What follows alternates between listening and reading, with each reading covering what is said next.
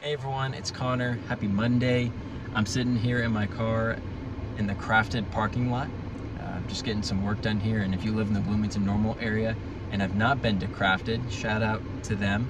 It's a great place to get work done. I get some of my best writing and just detailed work done here because I can sit, focus, drink a cup of coffee, and enjoy the vibe. So if you haven't been to Crafted Coffee, go there. It's a great place to get work done. Today we're going to be in John 13, the latter half of John 13. But before we go there, I just need to do a quick plug for Love My Community. And the topic we're in this week, if your group is going through the study, the focus is on how we love, what that looks like. And so if you want to be in a group or go through this study on your own, go to our landing page to get the resource and even find a group. You can go to eastview.church/LMC and get the resource and find a group there. So I'd encourage you to do that if you're not in a group or not going through the study yet. Like I said earlier, we're in the latter half of John 13, and it's right after Jesus has washed the disciples' feet. And what is happening is this is the Last Supper. He's eating with the disciples. And we get to a moment in the supper where things get awkward. Jesus is going to quote an Old Testament passage about Judas.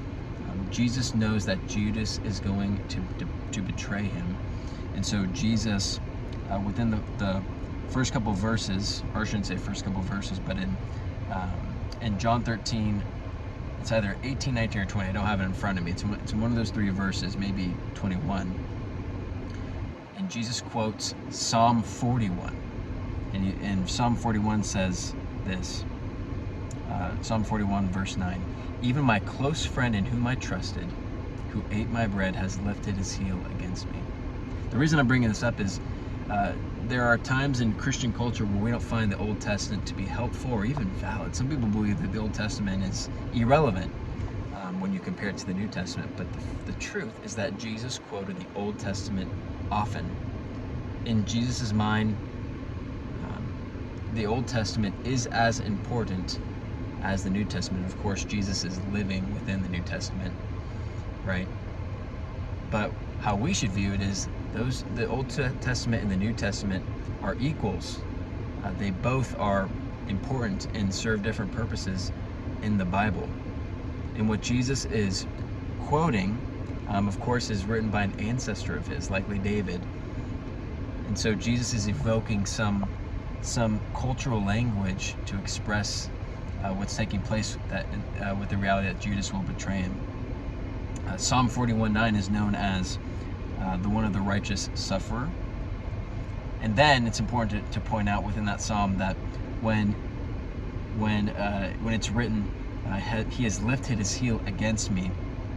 In Judaism, that was known as an act of disdain.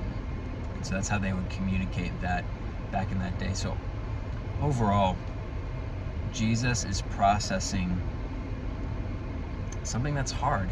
One of the guys that he's invested in for 3 years, even though he knows it, is betraying him. And even though he is aware that this was going to happen, and in some ways you could say this is a messianic prophecy. This was destined to happen. God ordained this to happen. It doesn't hurt any less, and so Jesus is expressing that. But one thing I hope you take away from this too is that when you read the New Testament, look for moments or bridges back to the Old Testament.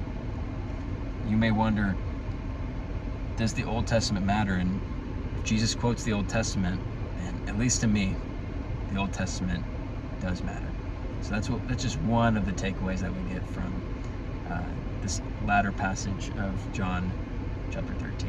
Hope you guys have a great day and a great week, and we'll see you next time.